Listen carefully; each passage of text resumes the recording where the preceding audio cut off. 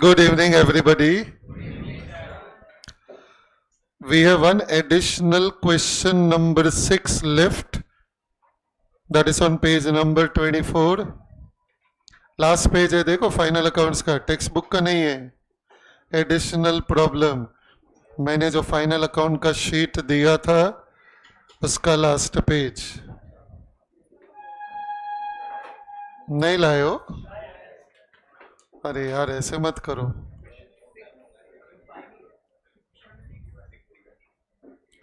अरे last page पे आ जाओ. ये कौन सा शीट है भाई? हाँ है ना.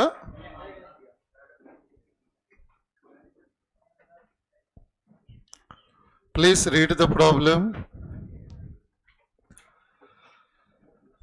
ये ऑलरेडी सीए इंटर में बरसों पहले आ चुका है ये प्रॉब्लम. पास्ट एग्जाम का प्रॉब्लम है, concept of additional dividend. Please settle down, you are taking too much time. पढ़ो everybody, read the problem once. सबके पास है ना, शीट है ना? चल, I am reading it once.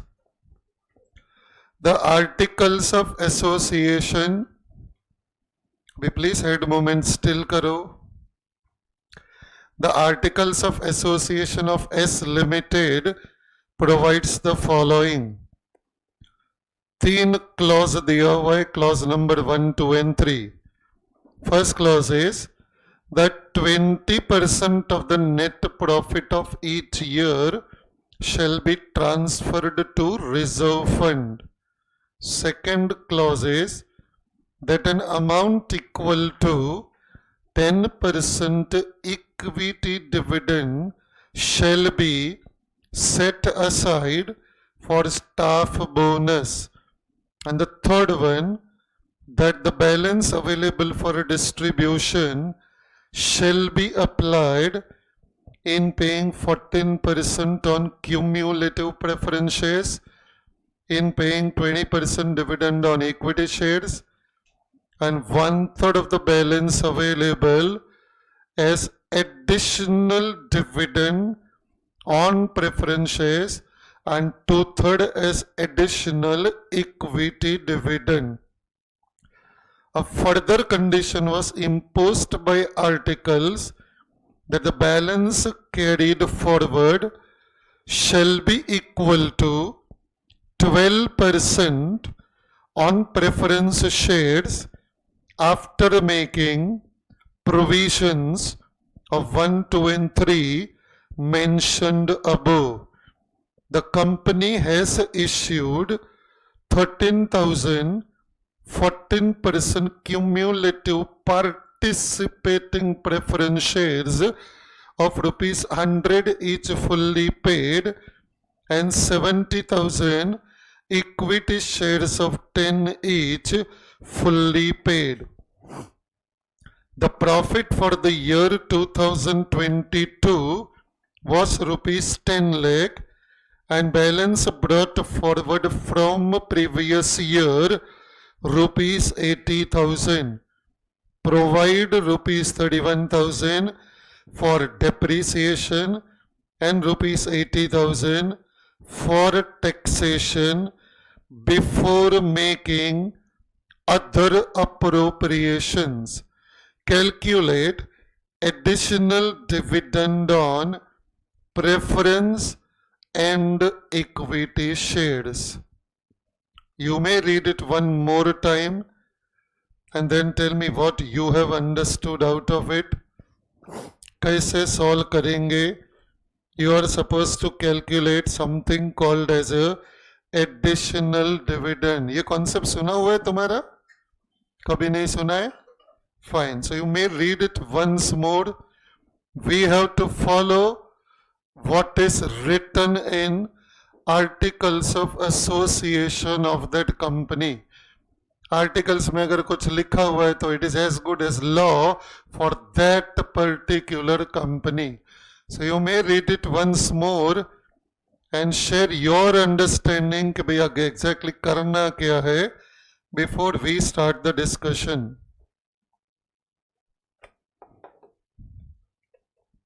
You have to literally read what is written and do the interpretation. Because अगर company के आर्टिकल्स ऑफ एसोसिएशन में अगर कुछ लिखा हुआ है तो बस जो लिखा है उसको फॉलो करना. It's like a law for this particular company.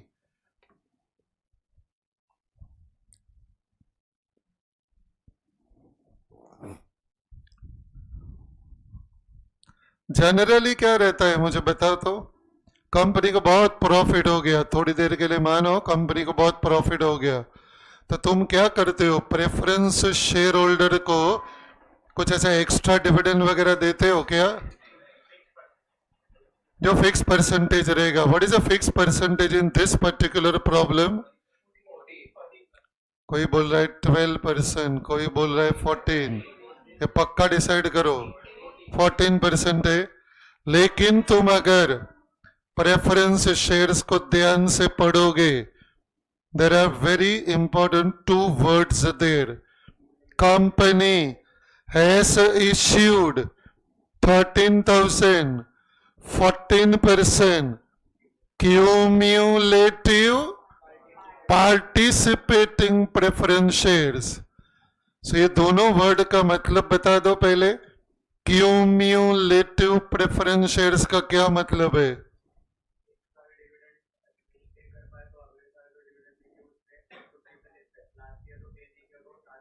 मतलब इन शॉर्ट ये लोग का डिविडेंड एक्यूम्यूलेट होते जाएगा.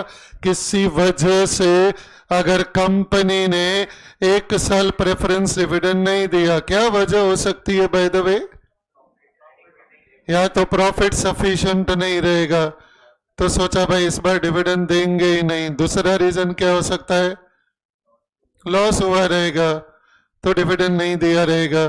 तो किसी भी वजह से अगर आप प्रेफरेंस को डिविडेंड नहीं दे पा रहे हो, then because these are cumulative preference shares, so dividend will get accumulated. That's why you show it as a contingent liability. आपने contingent liability के लिस्ट में था, अगर आपको याद रहेगा, arrears of cumulative preference share dividend, तो उसको कंटिंजेंट में क्यों दिखाते हैं? Why it is not a short liability? Why do you call it as a contingent? By the way, profit होगा कि नहीं होगा किसको मालूम? लॉस करते करते करते अगर कंपनी बंद ही हो गया, it may go for liquidation of company, तो ये डिविडेंड पे करने को नहीं आएगा. So you call it as a contingent liability. तो आप शेड्यूल 3 में नोट्स टू अकाउंट में दिखा देते हो. फिर यहाँ पे दूसरा वर्ड दिया हुआ है which is new one, participating preference shares. Participating word means they, that is okay, that is legal. मैं अकाउंट्स का एंगल बता रहा हूं. पार्टिसिपेटिंग वर्ड का मतलब है they participate into excess profits that company will earn. ऐसा नहीं है कि ये लोग को 14% मिलेगा. तो ये लोग का आर्टिकल्स का अगर तुम क्लॉज को समझोगे ना, तो आर्टिकल्स में क्या दिया हुआ है देख, point number 3A. What is first point? चलो एक एक पॉइंट डिस्कस करते हैं. These are all provisions of articles of association of that company and therefore very much binding like a law for that company. What is the first one? That 20% of the net profit of each year shall be transferred to reserve funds. ये तो बहुत simple है. जितना भी net profit होएगा वो net profit में से 20% पहले फ्यूचर के लिए एक रिजर्व फंड में ट्रांसफर कर दो. फिर सेकंड और एक रिजर्व के बारे में कुछ बताया है, that an amount equal to 10% equity dividend shall be set aside for staff bonus. What does this means? क्या इक्विटी डिविडेंड और स्टाफ बोनस क्या कनेक्शन है? मतलब से लिटरल इंटरप्रिटेशन भी नो कि भाई जितना भी इक्विटी डिविडेंड रहेगा सो उसका 10% स्टाफ को बोनस देने का मतलब management of this company believes that the staff is also playing very vital role in this company.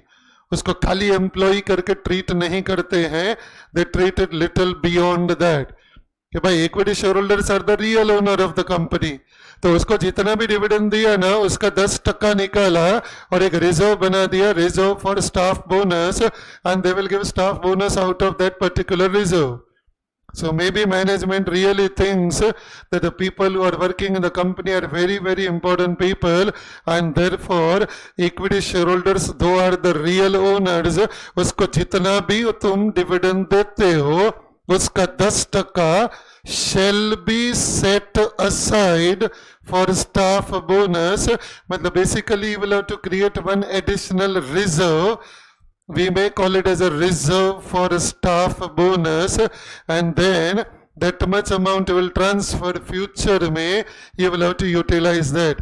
I mean I'm not getting that much clarity कि भाई ये रिजर्व है कि ये प्रोविजन है. अब प्रॉफिट में से सेट असाइड रखने के लिए बोला है. So जब प्रॉफिट के बाद अगर आएगा then I would be more keen to call it as appropriation out of profit and not a charge against profit. If it is provision, if it is expenditure, we always call it as a charge against profit कि भाई इसको जब तक record नहीं करेंगे तब तक मेरे को प्रॉफिट मिलेगा ही नहीं. But that is not the case. If I read the language of the entire question, the feeling that I am getting is they are talking about appropriation out of profit कि भाई जो भी profit होएगा उसमें से 20% पहले reserve fund में डाल दो, फिर जितना तुम इक्विटी डिविडेंड देने वाले हो उसका 10% उठा के keep it aside for the staff bonus. फिर आपको थर्ड क्लॉज दिया है आर्टिकल का, that the balance available for distribution. Balance available मतलब Is he talking about cash or bank balance? Profit. So अब जो प्रॉफिट बचेगा, अब जो प्रॉफिट बचेगा मतलब क्या करने के बाद प्रॉफिट बचेगा, वो 1 and 2 कि भाई रिजर्व में ट्रांसफर कर दिया, एक रिजर्व बना दो for staff bonus. Obviously, staff bonus का reserve का जो amount है, that amount will eventually depend upon how much is the equity dividend I am giving, क्योंकि equity dividend का 10% है. तो ये third clause बोल रहा है that the balance available for distribution shall be applied. मतलब अब जो बैलेंस प्रॉफिट बचेगा उसका क्या करने का उन्होंने 3 टुकड़ों में आपको दिया हुआ है. What is the first part, everybody, in paying 14% of cumulative preference share? What is this, by the way? Paying 14% on cumulative preference share dividend, क्योंकि उसका 14% ही आपको दिया हुआ है. फिर ये बोल रहा है in paying 20% dividend on equity shares. Now very surprisingly, equity dividend का upper limit decide किया है. Generally equity dividend का कोई upper limit होता ही नहीं है, क्योंकि जितना भी एक्सेस प्रॉफिट हुआ बहुत सारी कंपनी साला इक्विटी के ऊपर 500% डिविडेंड भी देती है. बिकॉज 10 रुपए का फेस वैल्यू रहेगा ना 3000 रुपए का मार्केट प्राइस रहेगा. तो 10 रुपए का 500% मतलब एक्चुअली डिविडेंड खाली 50 रुपया ही है. तो 3000 के मार्केट प्राइस पे 50 रुपया बोले तो कुछ नहीं हुआ, 1.5% हुआ, 2.25% हुआ. लेकिन बोलने के लिए 500% because it is 500% of the face value. तो इन्होंने क्या किया, because your preference shares are participating preference share, they have decided the upper cap for your equity dividend कि भाई जैसे तुम प्रेफरेंस को 14% दे रहे हो, इक्विटी वालों ने रिस्क थोड़ा ज्यादा लिया है तो इसको 20% दे दो.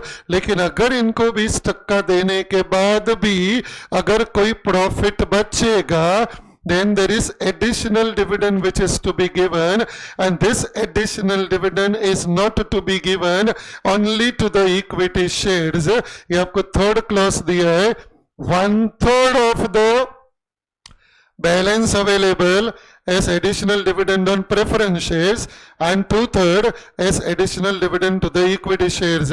मतलब जो additional dividend देने का है उसमें भी ज्यादा additional dividend किसको मिलेगा everybody?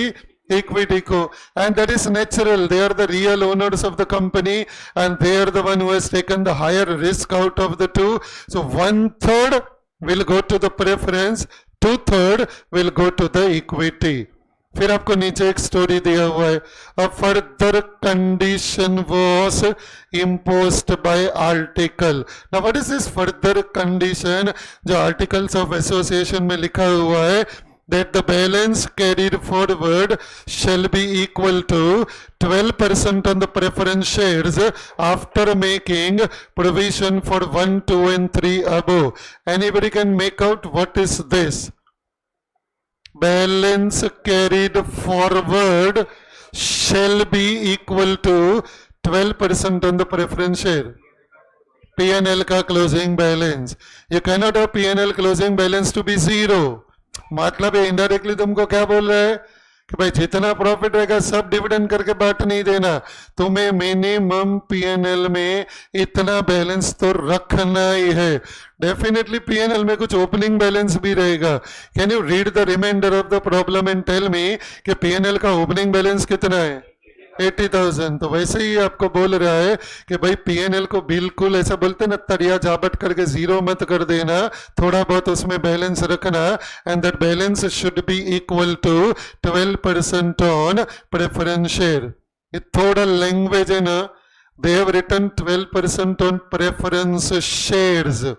I mean it should be interpreted as preference share capital. I mean it's not going to talk about number of shares. Capital का 12% कि भाई next year at least you should have some balance in your PL account.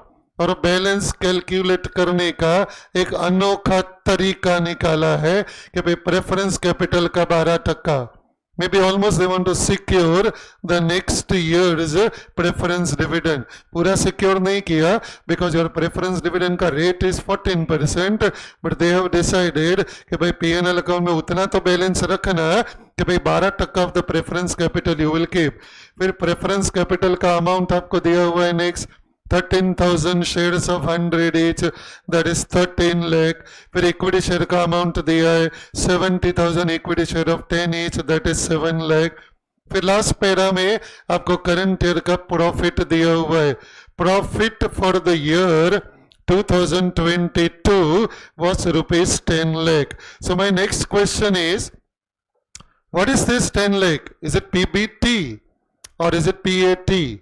मतलब is it profit before tax or is it profit after tax? Yeah, none of the two. Is it something else? Before tax is a wrong answer. None of the two. Then what is the correct answer? Read full para. Profit before tax, before depreciation. इसको आप लोग cash profit भी बुला सकते हो because depreciation is non cash expense. हमें कैसे पता चला कि ये जो प्रॉफिट है ये बिफोर टैक्स और बिफोर डेप्रिसिएशन है? प्रोवाइड क्लियरली दिया है. Provide ₹31,000 for depreciation and provide ₹80,000 for taxation before making other appropriation. This makes it very clear कि ये जो 10 लाख का प्रॉफिट दिया है is profit before depreciation and before taxation. तो पहले आप क्या करोगे? depreciation माइनस करोगे. depreciation माइनस करोगे you will then get profit before tax और उसमें से टैक्स माइनस करोगे you will get profit after tax. And what is the requirement part? The last para. Calculate additional dividend on preference shares and equity shares. My last question is, would you like to try this और you want me to directly do it? Try करोगे? No harm in that. या maximum 10 minutes it should take. अच्छा, fair solution में लिखवाएगा आपको, आप rough में किधर ट्राई कर सकते हो. वैसे रफ पेज पे भी लिख के करोगे तो आंसर राइट आने का चांसेस बढ़ जाएगा. Too much you try to do orally doesn't work. बात नहीं करने का. The key is you trying. ये ऑलरेडी पास्ट एग्जाम में सीए इंटर में ओल्ड कोर्स में आ चुका है. There is no reason this can't be repeated.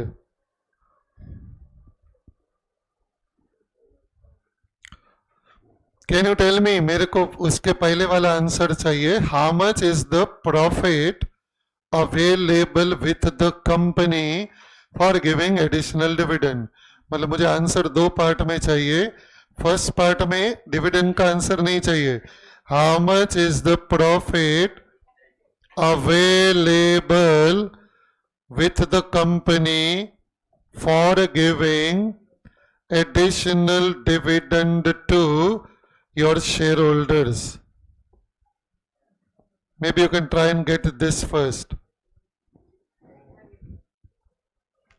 भैया बात नहीं कर सकते हो. What nonsense is happening? कोई जॉइंट सीए का डिग्री नहीं मिलने वाला है तुमको. चला एग्जाम में ना बुरी तरह अटक जाते हो तुम लोग, जो लोग इधर उधर बात करते हो. गलत करो ना, प्रॉब्लम क्या है. एक एक स्टेप पे वेरीफाई करते हो, फिर अचानक 3 घंटे के पेपर में बाजू में कोई नहीं रहेगा.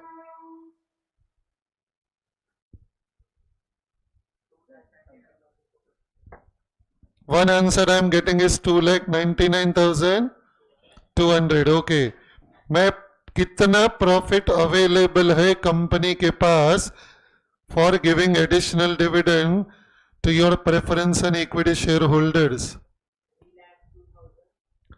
3,02,000 is a second answer. Okay, I am not commenting about right or wrong right now. I first want the answer.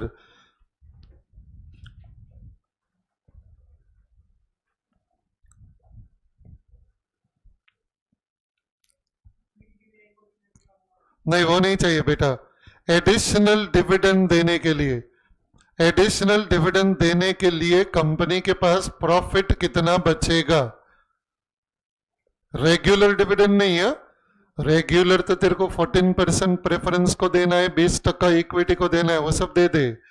Then how much will be the profit left with the company for giving additional dividend is what I am asking. You are getting the same. 299,200. Okay, तेरे को भी वही आया ना.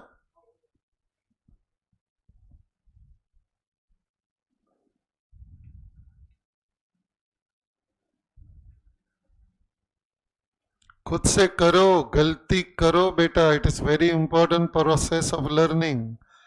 गलती करे बगैर दुनिया में कोई सीख नहीं सकता.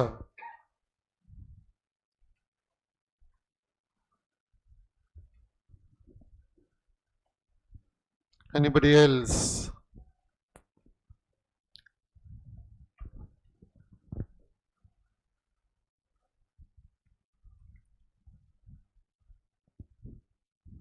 सेम आंसर आता रहेगा तो भी बताना, कुछ डिफरेंट आता रहेगा तो भी बताना. 2,83,200. Okay, very good. Come on, बढ़ बढ़ के बोली लगाओ.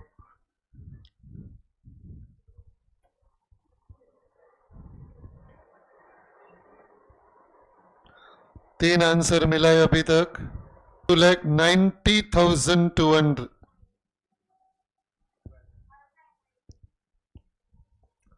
2,19,000. ओ बहुत पीछे चली गई यार तू. 19,000 हाउ मच? 200. ओके, 2,99,000. सबसे ज्यादा वोट इसको ही मिले. 299,200. तेरा 19,200 आया. Okay, anybody else? क्या बात है, you are on the other extreme end now. 3 lakh. हाँ बता. 3,75,200. क्या बात है. क्या आया तेरा? 299,200. 3,75,200.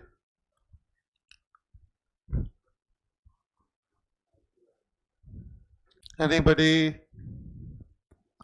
would like to change their original answer after discussion with colleagues? No? चाइला तुम दोनों का आंसर इतना एक्सट्रीम। ये 299, ये मेजोरिटी आ रहा है 3, एक का 219, एक का 375।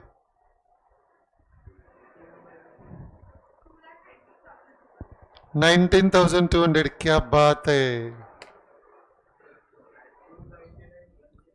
299, 168। तेरी तो I will take the same as this one as per the materiality concept. तूने खुद तो भी कैलकुलेशन में फालतूगिरी की है पक्का। 32 रुपए का। चल ठीक है, I would like to first ask this one, 2,19,200, please explain. रुक जा, मेरे को लिखना पड़ेगा बेटा, बोल। 10 लाख का जो प्रॉफिट दिया हुआ है, सब लोग चुप हो जाओ और ध्यान से सुनो। Amount if you speak will be better for me। 31,000 का डेप्री माइनस करता हूं, ओके। 80,000 का टैक्स माइनस करता हूं, तो अभी क्या मिलेगा बोल। प्रॉफिट आफ्टर टैक्स आ गया 8,89,000।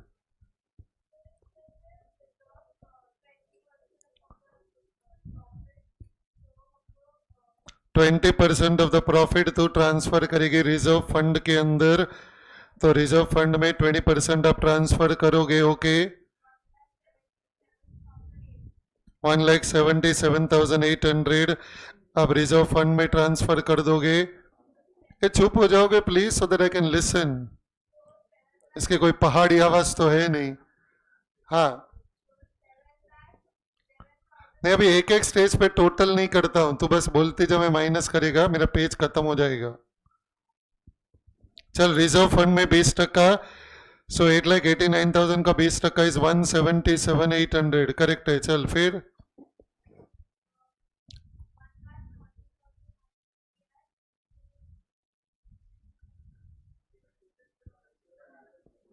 क्या हो गया।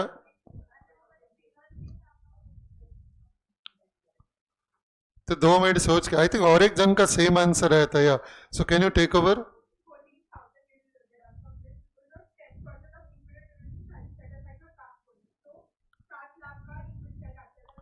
तो मैं पहले इक्विटी डिविडेंड माइनस कर दूं, इवेंचुअली तो सब माइनस ही करना है ना, बात क्या है यार।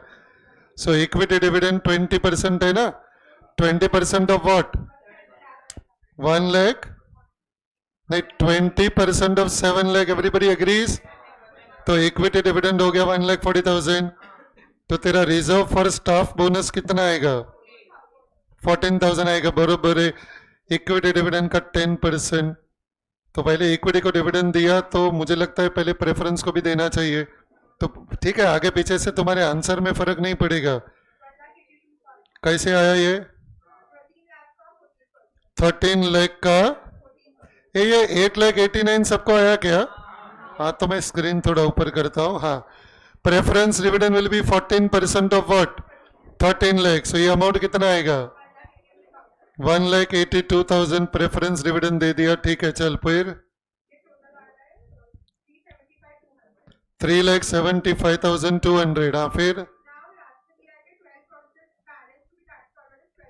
रुक तो एक मिनट, 375,200 भी था, सुना हुआ है। हाँ तो जिसने भी 375,200 आंसर दिया, उसने पीएनएल अकाउंट के बैलेंस को 0 कर दिया। That you are not going to keep any balance in the PL account is what you are telling। हाँ तो बता आगे बोल, क्या करूं। एक्सक्यूज मी, तो मतलब ये क्या है, पीएनएल अकाउंट का क्लोजिंग बैलेंस है, तो प्लस करो इसमें से कि माइनस, बोलने देना उसको, माइनस करो। सो पीएनएल अकाउंट का क्लोजिंग बैलेंस आएगा 12% ऑफ हाउ मच, 13 लाख। तो कितना आया, 1,56,000। सो 2,19,200। ऑब्वियस मिस्टेक है, एनीबडी क्या। अबे वो ओपनिंग बैलेंस किधर गया 80,000 का।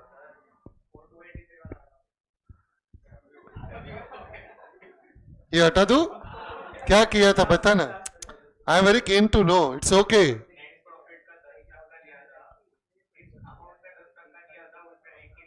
एक्सक्यूज मी, हाँ तो तूने गलती क्या किया, ओपनिंग बैलेंस 80,000 का भी तूने 10% ले लिया। नहीं, लेकिन तेरा डिफरेंस उससे ज्यादा आ रहा है यार, because correct answer is obviously 299 200।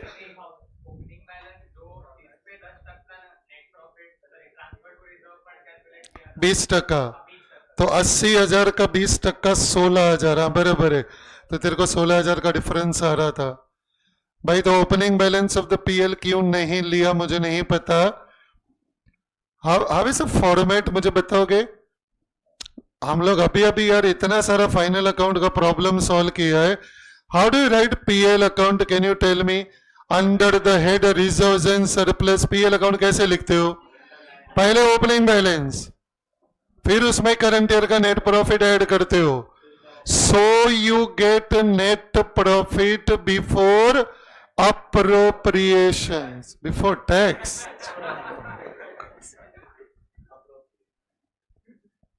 Okay, ध्यान से देखना, जिन लोग को समझ गया है अपना मुंह बंद रखना, जो लोग को नहीं समझा है प्लीज ध्यान से देखो। यू विल स्टार्ट विथ, और we can actually write together. चलो डिस्कशन हो गया है, और एक आंसर क्या क्या, ये बहुत अजीब आंसर था, रुको यार, इसको तो मैं पूछेगा ही नहीं। हाँ, ये 3,02,000 किसका था, तेरा था ना, क्या किया था क्या,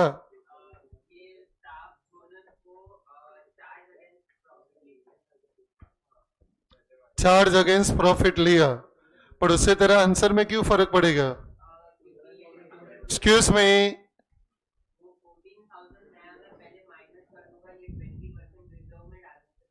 हाँ तो तेरा 20% रिजर्व, तेरा 14,000 पे 2,800 रुपये का फर्क पड़ेगा, तो उसके लिए तेरा 299 200 का 3,02,000 हो गया। But it is not charge against profit, it is appropriation out of profit, the way language is drafted. चलो everybody will write the solution together now.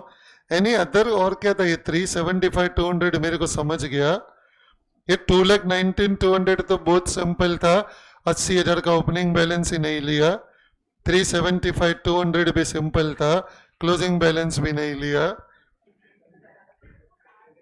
हाँ, इसने 20% रिजर्व में ओपनिंग बैलेंस भी ले लिया, इसने चार्ज अगेंस्ट प्रॉफिट ले लिया। चल इसको भी पूछ ही लेता हूँ। हाँ भाई, क्या किया था तूने,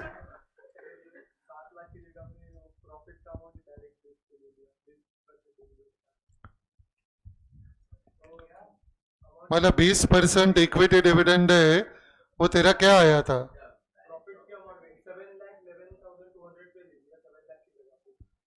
व्हाट इज 711,200। अच्छा, इक्विटी डिविडेंड प्रॉफिट का परसेंटेज होता है, ओह क्रिएशन, वैसे डिविडेंड इज ऑन कैपिटल है बाय द वे, अब समझा ना, ग्रेट। चलो write down everybody, statement showing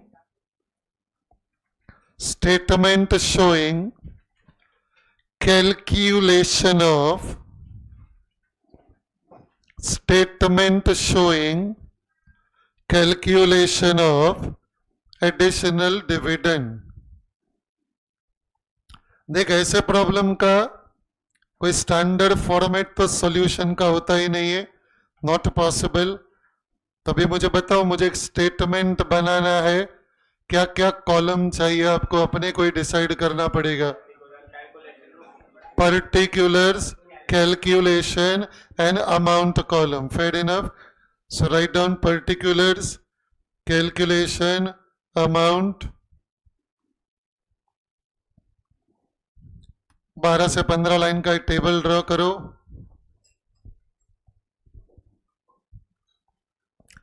कभी कैलकुलेशन अलग नहीं बनाना है तो पर्टिकुलर्स में ब्रैकेट में कैलकुलेशन दिखा सकते हो। At the end of the day, it doesn't matter, you can present it the way you like.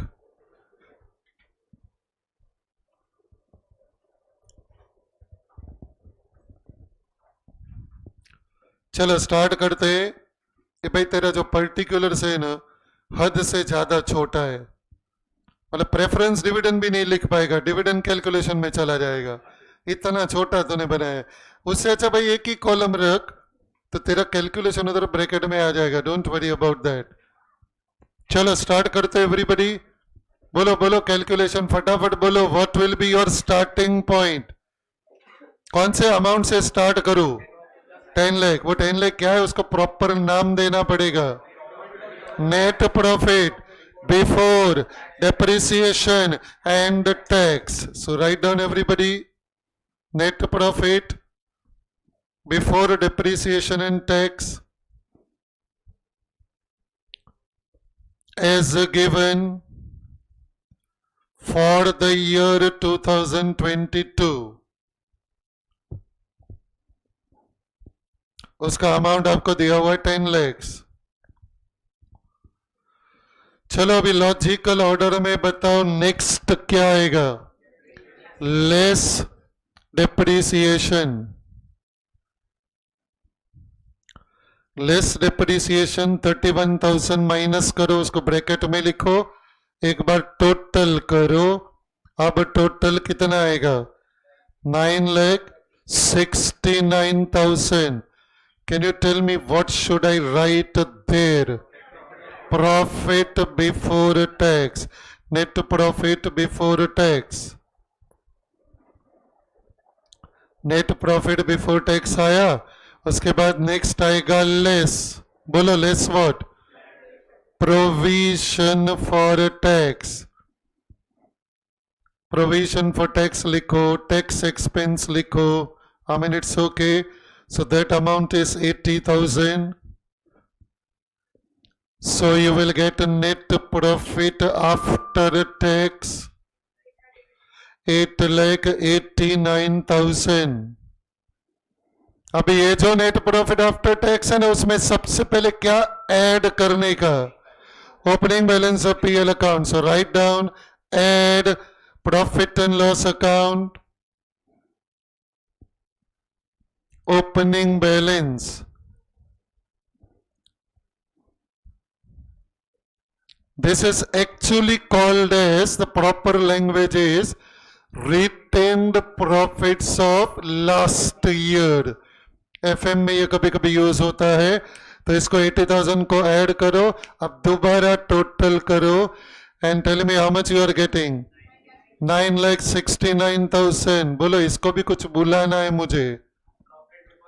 Profit before appropriations. You can call this as profit before appropriations. उसके बाद आएगा less appropriations out of profits. Less appropriations out of profits. Please underline that. Next line आएगा number 1. बोलो what is the first one? Transfer to reserve fund. Transfer to reserve fund. उधर calculation दिखा दो please and be very careful. It is current year का profit का 20%. So tell me 20% of which figure? 8,89,000. 8,89,000 का 20% करना है. So what is the amount please? ये सब ब्रैकेट में लिखना. अप्रोप्रिएशन मतलब तुम्हारा प्रॉफिट यूज हो रहा है तो प्रॉफिट कम हो जाता है. इसको ब्रैकेट में लिखो. अब ये जो स्टाफ बोनस है ना, मैं लास्ट में लिखेगा because that depends upon equity dividend. और इक्विटी को डिविडेंड देने से पहले मैं प्रेफरेंस को डिविडेंड देगा. सो नेक्स्ट आएगा नंबर 2 प्रेफरेंस डिविडेंड.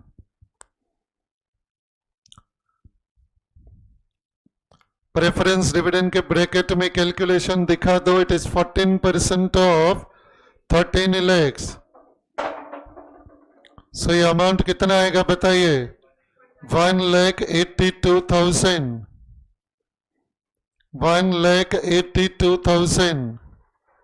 फिर नेक्स्ट आएगा number 3 equity dividend. Number 3 will be your equity dividend. बोलो इक्विटी डिविडेंड के ब्रैकेट में कैलकुलेशन क्या आएगा? 20% of 7 lakhs. That is how much? 1,40,000. अब इक्विटी डिविडेंड मिल गया. So what will be the next one? Number 4. Reserve for staff bonus. Reserve for staff bonus. Bracket में लिखो 10% of 1,40,000. Equity dividend का 10% बोला है. How much will be that, please? 14,000. अब करो total.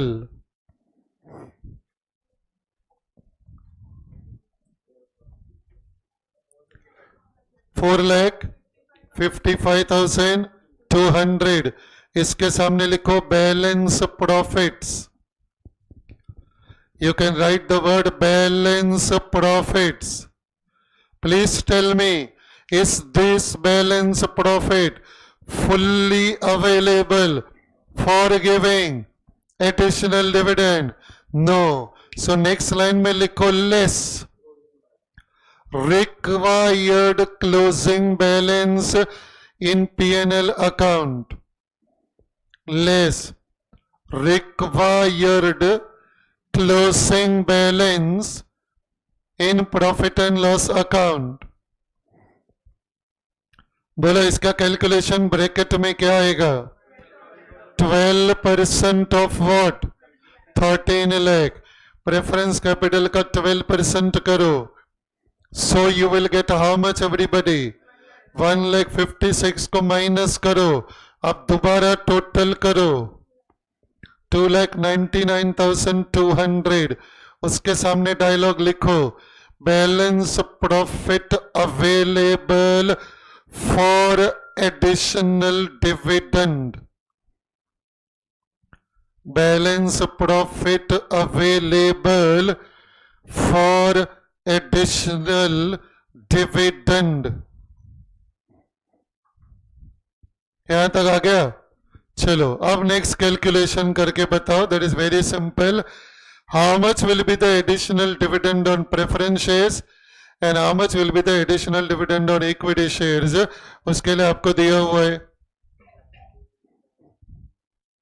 बोलो additional preference dividend and additional equity dividend. Anybody? How much additional preference dividend? 99,733. Okay, round of किया है. और इसका डबल रहेगा additional dividend on equity. How much is that? 1,99,467. Naturally ये दोनों का टोटल कितना आना चाहिए बताइए? 2,99,200. So this is obviously wrong answer.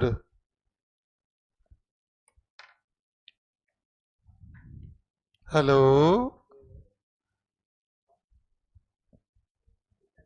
मतलब लिटरली मतलब तुमने 1:2 का रेशियो में डिवाइड किया ना.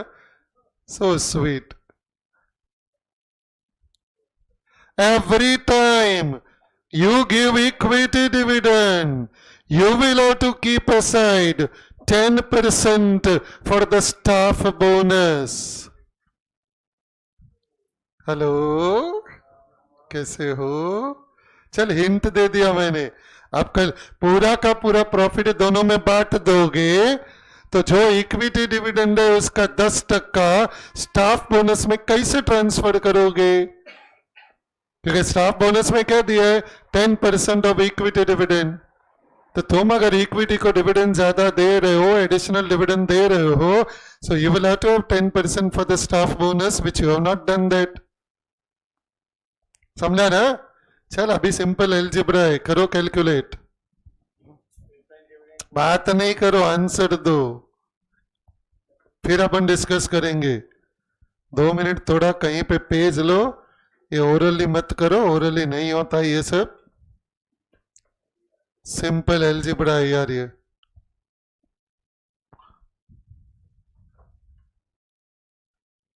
That is correct. प्रेफरेंस मिला 93,500, तो बाकी का दोनों मिल जाएगा. Others, please try and do it. Simple mathematics है अब तो. 93,428 आ रहा है ना. Well done.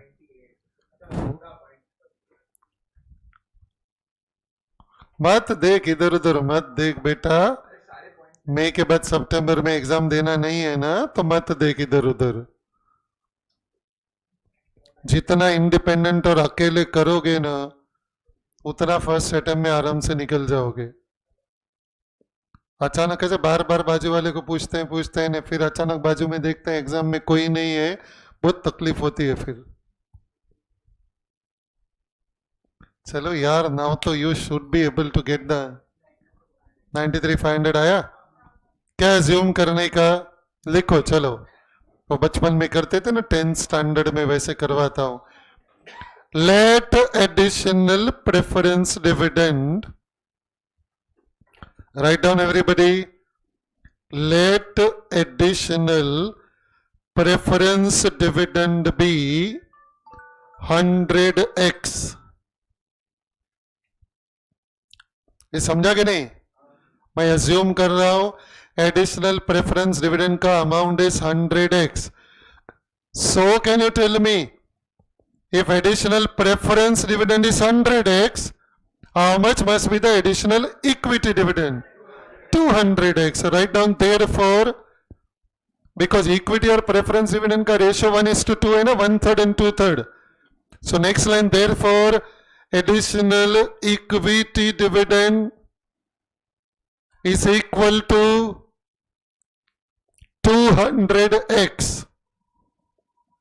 अब अगर इक्विटी डिविडेंड मिल गया तो नेक्स्ट क्या मिलेगा?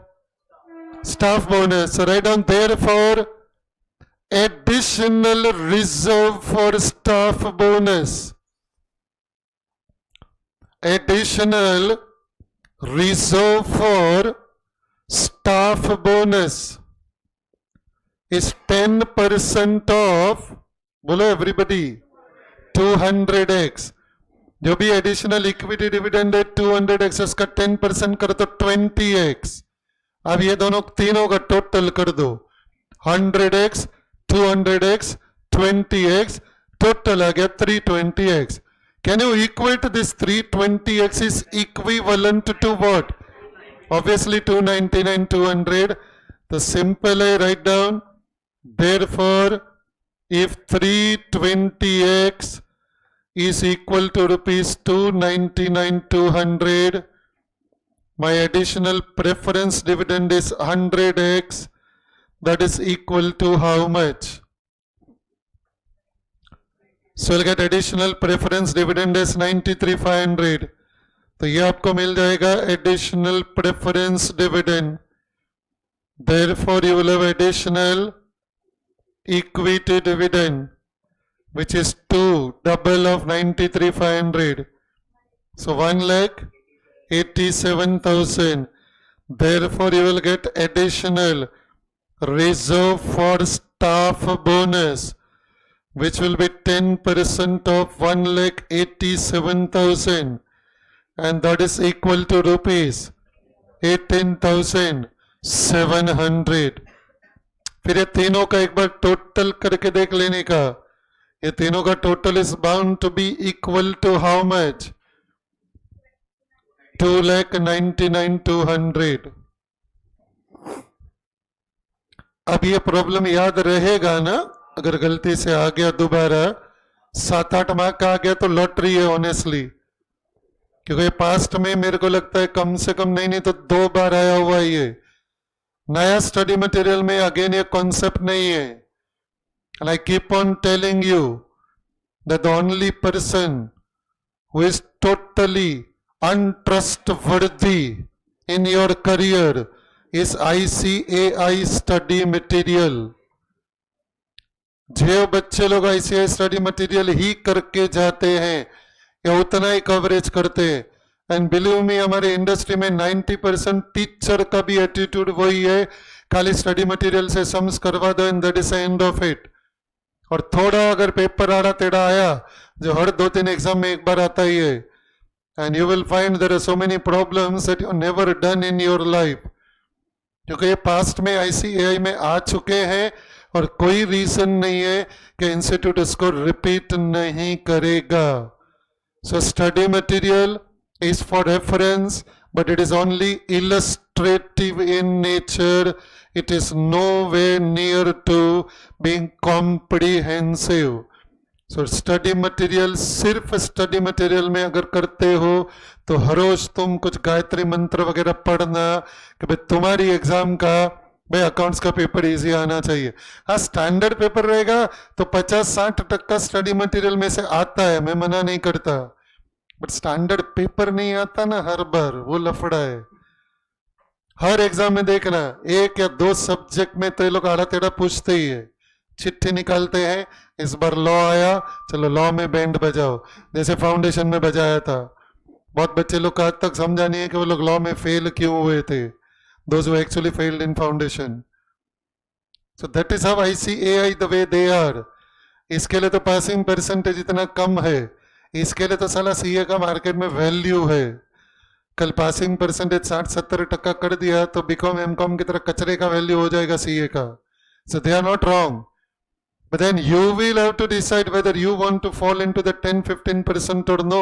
And if you want to fall in the 10-15%, dare you do only institute study material. That is very, very risky, not just in my subject, but in every subject I am talking. क्योंकि लोग कोई ना कोई subject में band बजाने के लिए study material के बाहर का पूछेंगे. I'll give the live example, you'll understand the intensity of what I'm talking. क्योंकि अपने इंडस्ट्री में ना आधे से ज्यादा टीचर लोग भी गधे हैं, उनको भी समझ में नहीं आता है. November 94 is my CA final attempt. I gave my exam both the groups in CA final in November 94. हमारा FM का पेपर था. FM का पेपर में से 100% question paper was outside study material. Not even one question. And I mean it, not even one question from the institute study material. कुछ बच्चे वो time पे JK शाह क्लासेस में थे, कोई सुख सागर करके, भावेश भट्ट करके एक बहुत फेमस टीचर था FM का, उसके स्टूडेंट थे. They all like within half an hour walked out of the classroom. पूछा कहाँ जा रहे हो, तो बोला ऑफिस, क्योंकि अटेम्प्ट चेंज हो गया ना. अभी इमेजिन करो खाली स्टडी मटेरियल करके 100 का 100 मार्क का paper was outside study material, not just institute का study material. एक भी प्रॉब्लम JK शाह के स्टडी मटेरियल में से नहीं आया, एक भी प्रॉब्लम भावेश भट्ट के स्टडी मटेरियल में नहीं आया, because they were just the way 90% of teacher of this industry are. येड़े की तरह खाली स्टडी मटेरियल का सम उठा के करवाते हैं एंड दे फेल के कवरेज पूरा हो गया. मेरे आंख के सामने आधा क्लास खाली हो गया था. लगा ये लोग कहाँ भाग रहे हैं, क्यों जा रहे हैं, बट आधा घंटा बैठा वो लोग, क्योंकि उनको आधा घंटा बैठना कंपलसरी था, अदरवाइज 10 मिनट में उठ जाते. इमेजिन करो तुम इंग्लिश का पेपर लिखने गए और तेलुगु में क्वेश्चन पेपर आ गया तो तुम्हारा हालत क्या होगा. This is actual incident that I am talking about. I got 89 out of 100 in this because I never rely on study material.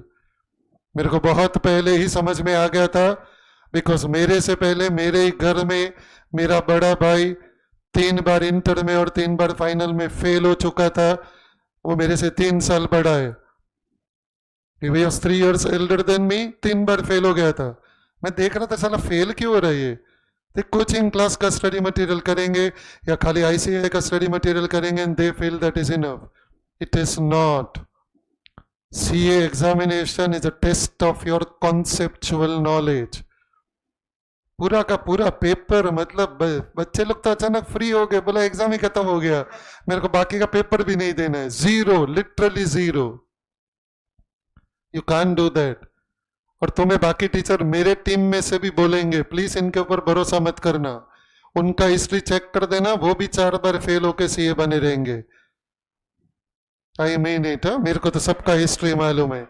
Obviously मैं ये प्लेटफॉर्म पे बोल नहीं सकता, but truth of the matter is that I don't want any of you to fall in that category. Believe me, chartered accountant के value में बहुत फर्क है. First attempt chartered accountant has a different weightage in the industry. All the 3 levels first attempt. और ज्यादा कुछ करना नहीं है। आड़े तेरे सम्स होते हैं तो हम ढूंढ के करवाते हैं, but you should not feel satisfied about it. Your this period should be doing our study material. फिर एक बार अगर हमारा अच्छे से प्रिपेयर हो गया ना, तो फिर तुम्हारे पास 3-3.5 महीना बचेगा। वो टाइम पे सारे लास्ट 15-20 साल के पास्ट पेपर्स रहेंगे, उसके क्वेश्चन सॉल्व करो। मार्केट में और कोई ऑथर रहेगा, उसका टेक्स्ट बुक उठा के पढ़ो। Coaching class can't give you everything on platter the way it was in 11th-12th foundation, because 11th-12th foundation का जो सिलेबस है ना, वो उसका एक बाउंड्री ड्रॉ किया हुआ है, इतने में से ही आएगा।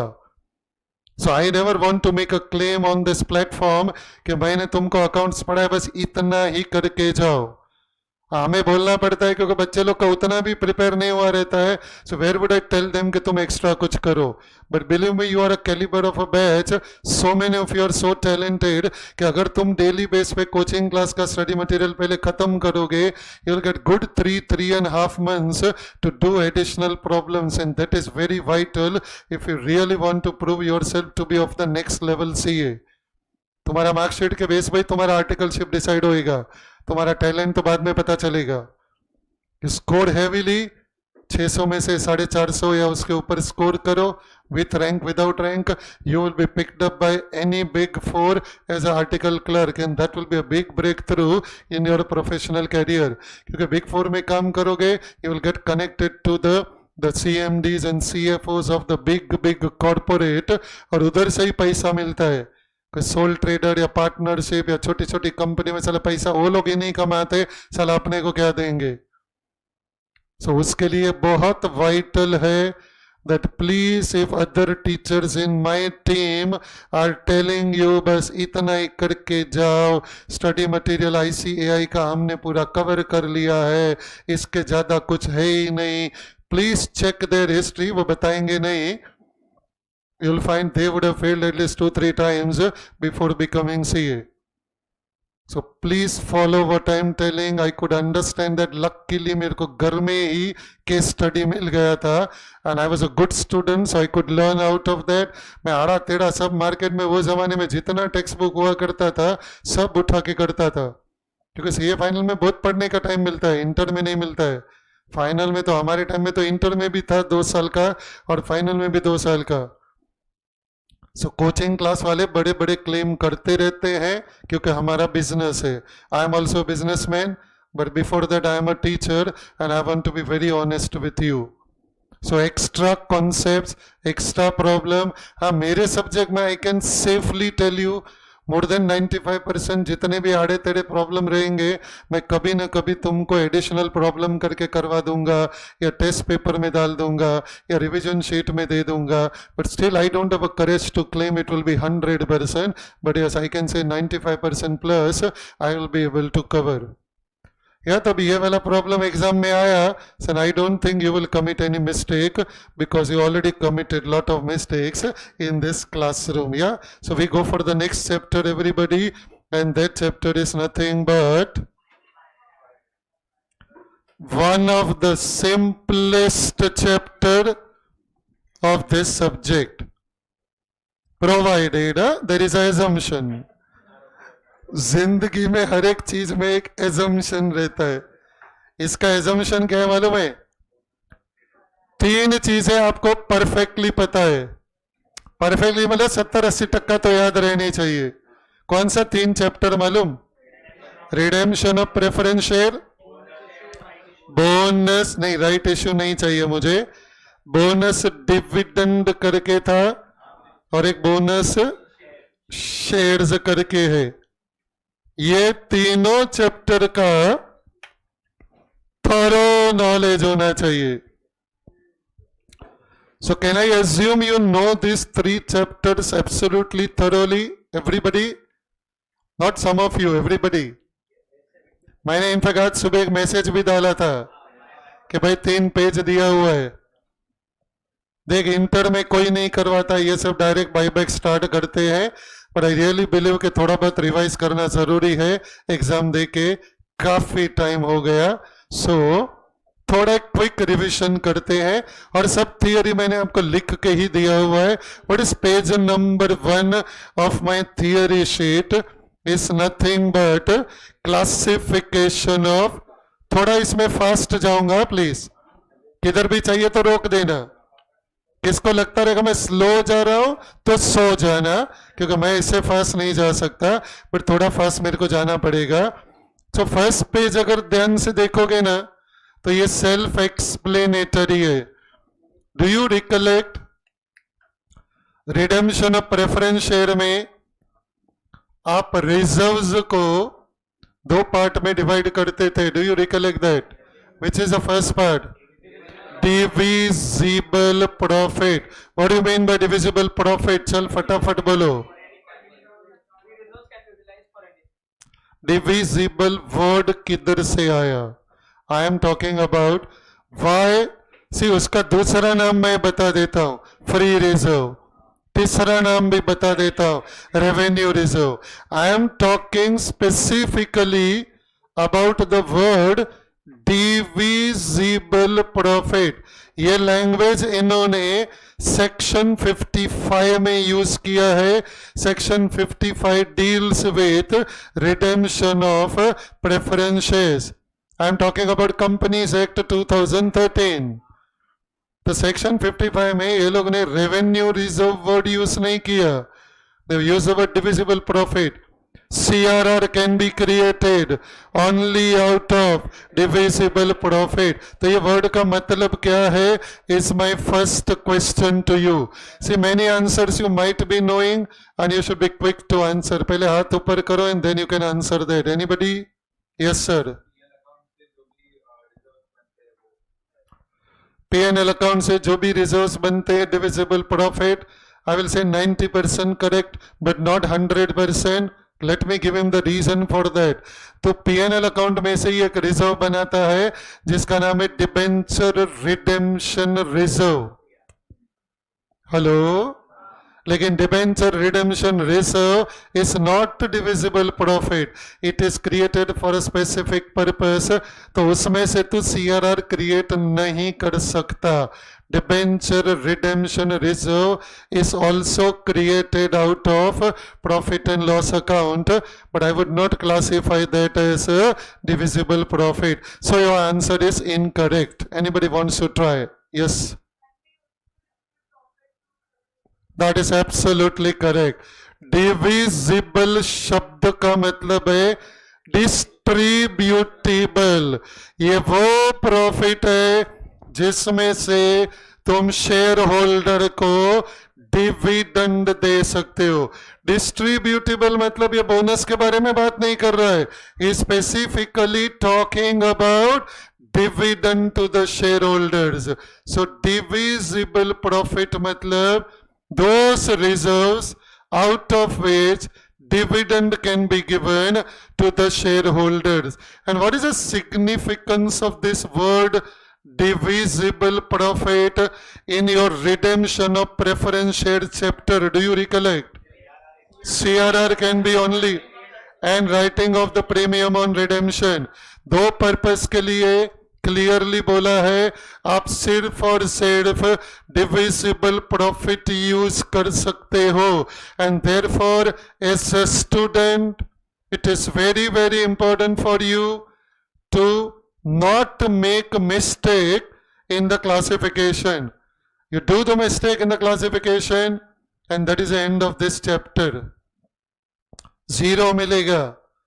So कसम से बहुत बच्चे लोग बोलते हैं सर मेरा खाली एक ही एंट्री गलत था. स्टेप्स का तो मार्क्स देना चाहिए कि नहीं? एक साला 10th का एलजिब्रा का पेपर लिख रहे हो कि स्टेप्स का मार्क्स मिलना चाहिए. ये 10 मार्क के प्रॉब्लम में तुम नॉन डिविजिबल प्रॉफिट में से सीआरआर क्रिएट करो and your all entries are right and ICAI is going to give you 0. It's a conceptual blunder violating section 55 of the Companies Act and they will push you to become chartered accountant. You really think so? तो तुम्हारा बाकी का जो basic entries रहेगा, तुम्हारा बाकी का जो बेसिक एंट्रीज रहेगा उसका प्लीज मार्क्स एक्सपेक्ट मत करना. तुम बोलोगे सर मैंने सेल ऑफ इन्वेस्टमेंट का एंट्री पास किया sir, bank account debit to investment account. भाई सालों उसका इंटर में कौन मार्क्स देता है? मतलब मार्क्स मिलता है अगर तुम्हारा पूरा प्रॉब्लम राइट रहेगा तो, लेकिन की एरिया में गलती कर दिया और फिर ये फालतू एरिया का अगर तुम एक्सपेक्ट करते रहोगे कि मार्क्स मिलेगा तो ये कभी भी पॉसिबल नहीं है। तो देख वैसे सुनने में बहुत इजी है बट थोड़ा एक्स्ट्रा केयरफुल रहना। तो मैंने तुमको पूरा लिस्ट ऑफ रिजर्व दिया हुआ है, ये सारे के सारे फाउंडेशन में नहीं थे, थोड़े कुछ नए भी हैं, तब अच्छे से देख लो। और कोई भी क्वेरी रहेगा ये पेज नंबर 1 पे, then you can please ask me right now. देख एक नया वाला जो मैंने ऐड किया ये स्टैट्यूटरी रिजर्व करके, कितने नाम है काउंट करो, मुझे 6 दिख रहे हैं। अजीब हो तुम लोग या तो मैं अजीब हूं। Development rebate reserve is the first one, infrastructure development reserve is the second one. उसी का एक सिमिलर नेम है बट हमारे लिए तो ये अलग ही हो गया। Housing project reserve, investment allowance reserve, export profit reserve, foreign project reserve. Best part क्या है मालूम है? ये सारे बड़े यूनिक नाम है जो कभी भी 11-12 फाउंडेशन में आते नहीं थे। सो ये सारे स्टैट्यूटरी रिजर्व है। एक ही रिजर्व है जिधर बच्चे लोग थोड़ा कंफ्यूजन करते हैं, वो investment allowance reserve is a statutory reserve, और ऊपर कहीं पे इन्वेस्टमेंट फ्लक्चुएशन फंड है is a divisible profit. So it be slightly careful there कि उधर आप एक गलती मत कर देना। दोनों में इन्वेस्टमेंट से स्टार्ट होता है but investment fluctuation fund is not a statutory. भाई तभी ये स्टैट्यूटरी रिजर्व वर्ड है, मतलब this reserves are created under some law that we know, but I would like to talk which law.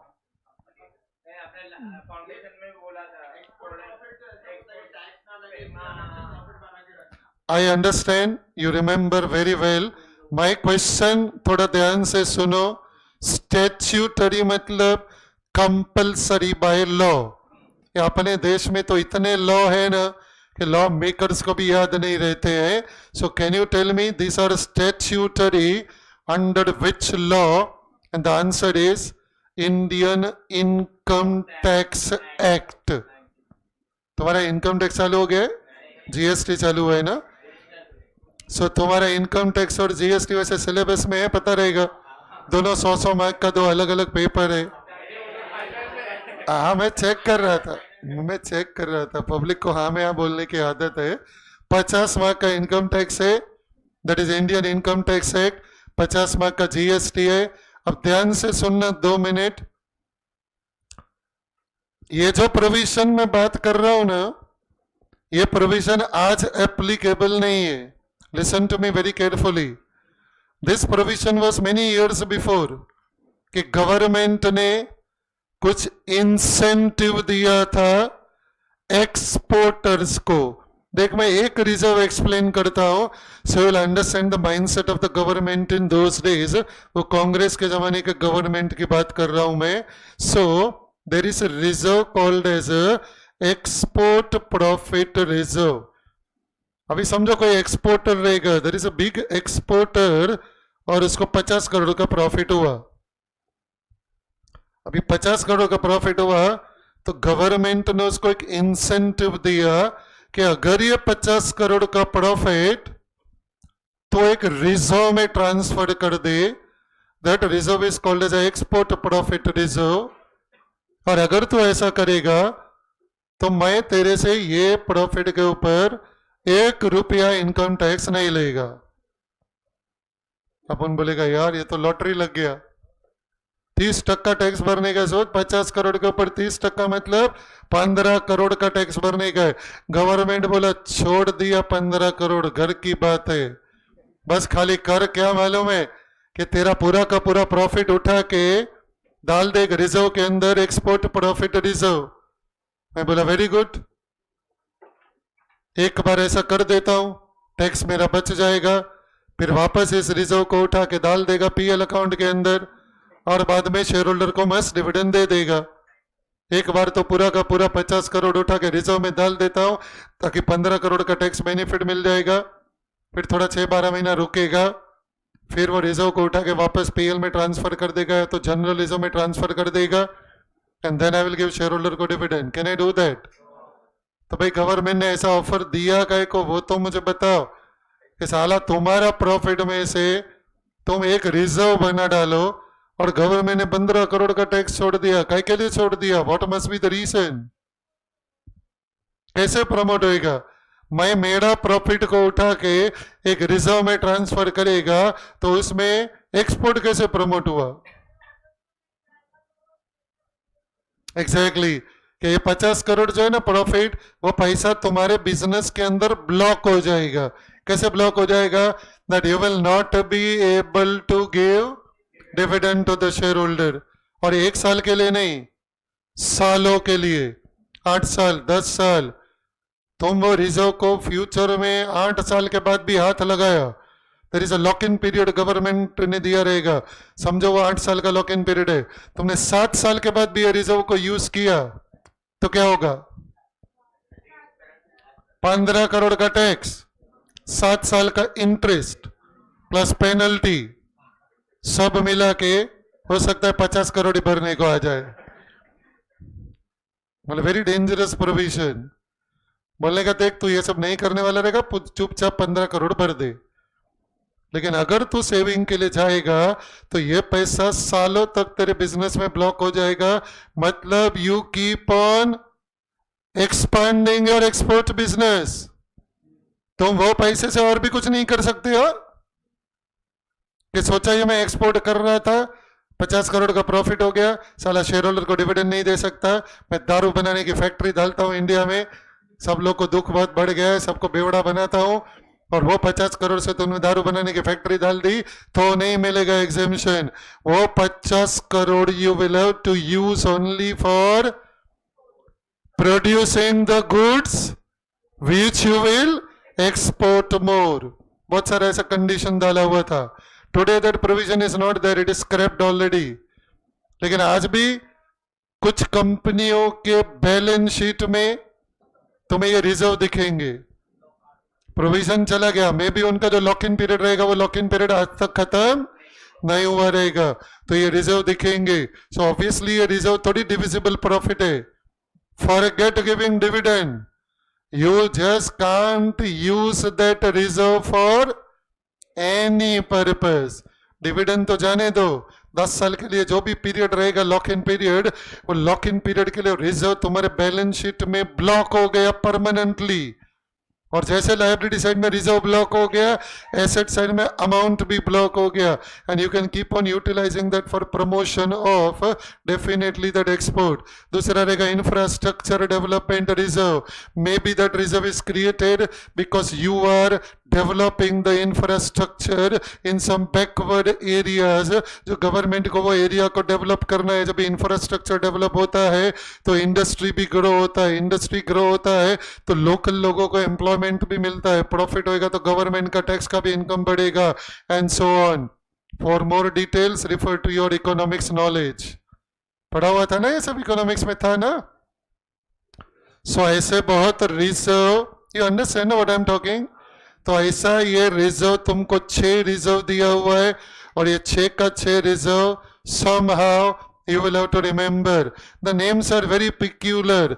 बस एक ही रिजर्व है जो मेरे हिसाब से तुम प्लीज खास तौर से याद रखना, is investment allowance reserve. Please don't mix it with investment fluctuation fund. और कोई मेरे को बताओ रिजर्व में, anybody wants any explanation? Specially non divisible. Divisible का तो लिस्ट है ना बहुत बड़ा है, बट किसी को भी कोई रिजर्व में एक्सप्लेनेशन चाहिए, मैं अपने आप से एक एक रिजर्व एक्सप्लेन करूं, उससे अच्छा आप बताओ सर ये रिजर्व एक्सप्लेन कर दो, मैं कर देता हूं, because majority of this reserves were there in your CA foundation as well. पूछो ना प्लीज, थोड़ा कोई ना कोई कुछ ना कुछ तो पूछो, थोड़ा बोलना है। यस रहेगा। अरे वो टाइम पे अभी अगेन कोई कोलैबोरेशन किसी गवर्नमेंट के साथ किया रहेगा, और उसमें तो कुछ प्रोजेक्ट्स वगैरह डेवलप करता रहेगा जॉइंटली। सो गवर्नमेंट को जिसको भी इंसेंटिवाइज करना रहेगा ना, they were applying that particular provision. But वो सारे के सारे प्रोविजन बरसों पहले स्क्रैप हो चुके हैं, प्रोविजन स्क्रैप हो गए। लेकिन उस जमाने में जिसने भी रिजर्व क्रिएट किए रहेंगे, ऐसे कुछ प्रॉब्लम आज भी इंस्टीट्यूट ने स्टडी मटेरियल में भी रखे हुए। मेरे हिसाब से ये रिजर्व आज नहीं होने चाहिए, बिकॉज वो प्रोविजन स्क्रैप करके 12 साल कम से कम मेरे हिसाब से हो गया है। और जो लॉक इन पीरियड था ना, maximum lock in period was 8 years in most of the cases or 10 years. So very technically, if you ask me na, today that reserve should not be present in the balance sheet. But the way our institute is, कभी कभी कोई पुराने problem as it is copy करके दोबारा पूछ लेते हैं। I think foundation में भी ऐसा एक दो प्रॉब्लम था जिसमें ये इन्वेस्टमेंट अलाउंस रिजर्व या डेवलपमेंट रिबेट रिजर्व दिया रहता है, and these problems are still existing in the institute study material, so you may not take it lightly. Don't read anything into any of this statutory reserve. Your only objective should be to somehow memorize that. और ये जो भी reserve का list दे रहा हूँ ना, ये यहाँ से 5 चैप्टर में आएगा, ये खाली यही चैप्टर के लिए नहीं है। यही रिजर्व कल अमालगमेशन करूंगा मैं AS 14, उसमें भी यही रिजर्व का स्पेशल ट्रीटमेंट दिया हुआ है अंडर AS 14। AS 14 में क्या होता है थोड़ा बहुत बता देता हूँ, so you'll understand what I am talking. समझो एक कंपनी दूसरी कंपनी को टेक ओवर करेगा, और एक कंपनी जब दूसरी कंपनी को टेक ओवर करेगा, उस कंपनी के बैलेंस शीट में अगर कोई स्टैट्यूटरी रिजर्व रहेगा तो वो रिजर्व भी कंपल्सरीली टेक ओवर करना पड़ता है, बिकॉज वो जो लॉक इन पीरियड है वो लॉक इन पीरियड अभी तक एक्सपायर नहीं हुआ।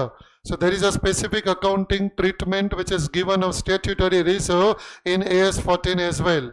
So when we do actually AS 14, we'll talk that in greater details and solve the practical problems as well.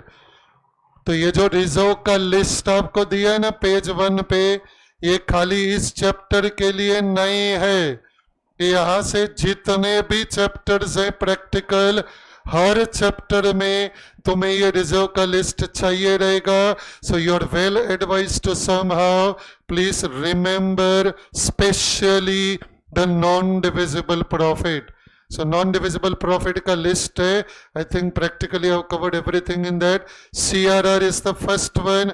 बोलो CRR is created at the time of 2 major transactions. Anybody which are the 2? एक तुमको foundation में था, एक inter में है। Redemption of preference shares, buyback of equity share. Second capital reserve. Capital reserve, share forfeiture account debit to capital reserve. Third is securities premium.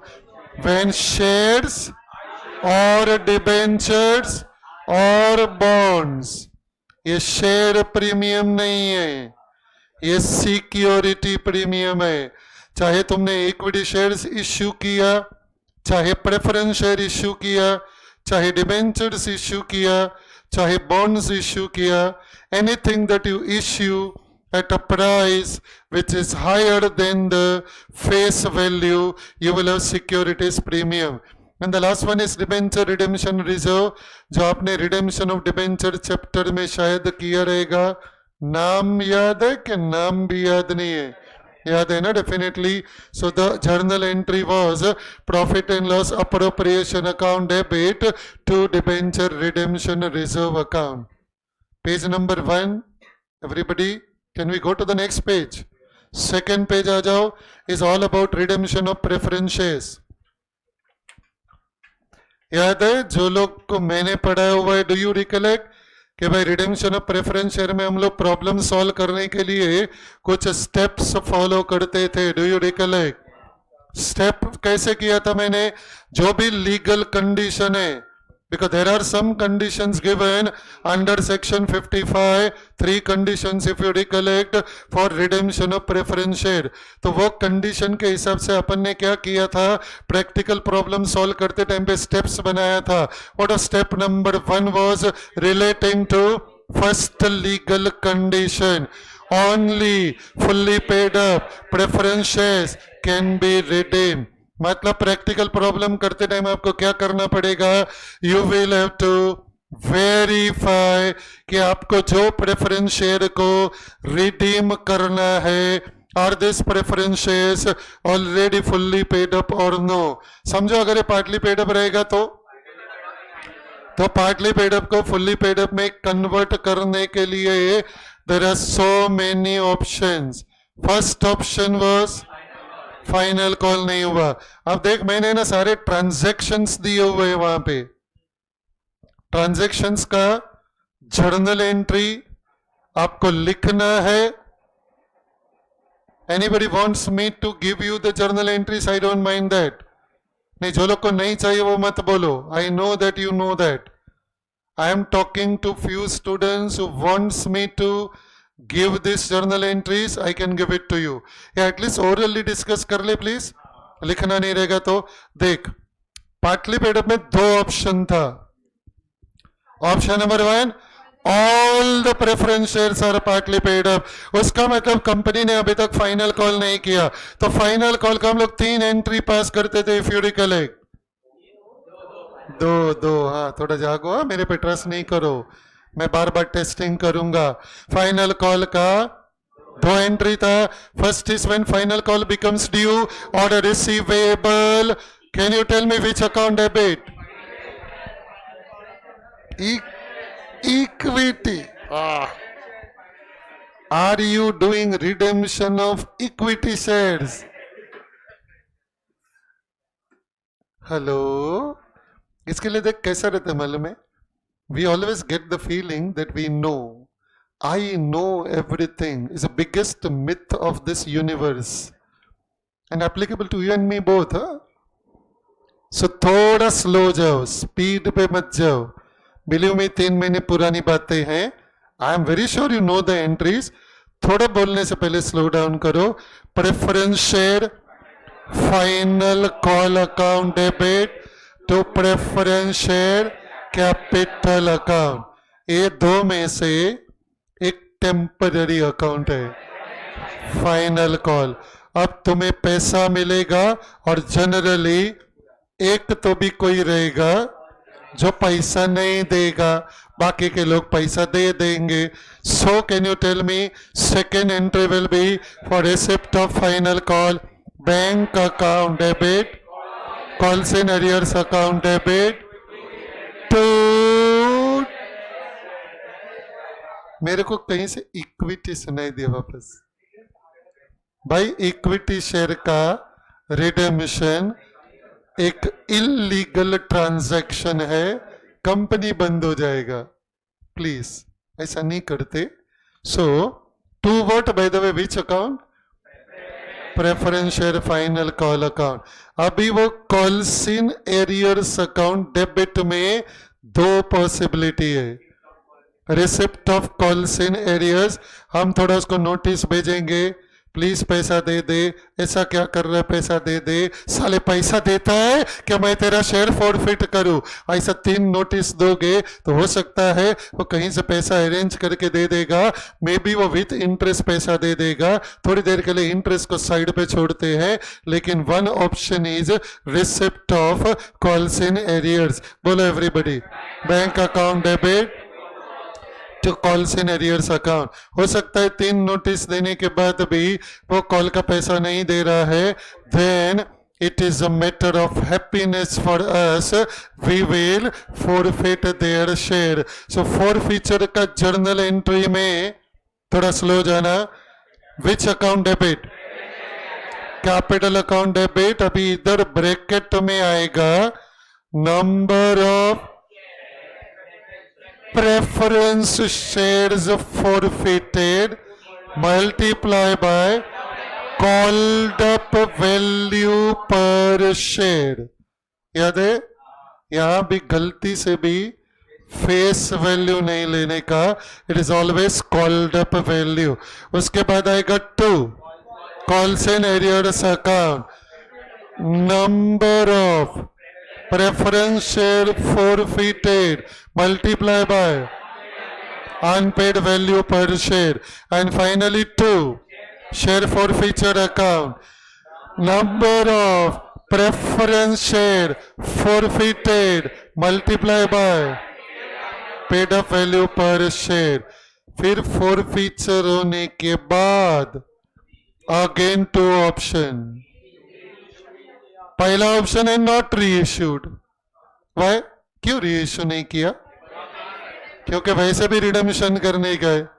बहुत अजीब लगेगा, सुबह रीइश्यू करोगे, शाम को बोलोगे रिडीम करने का है, मैं तो मजाक कर रहा था, शेयर दे दे, मैं तेरे को पैसा दे रहा है, तो हो सकता है तुम री इश्यू नहीं करोगे.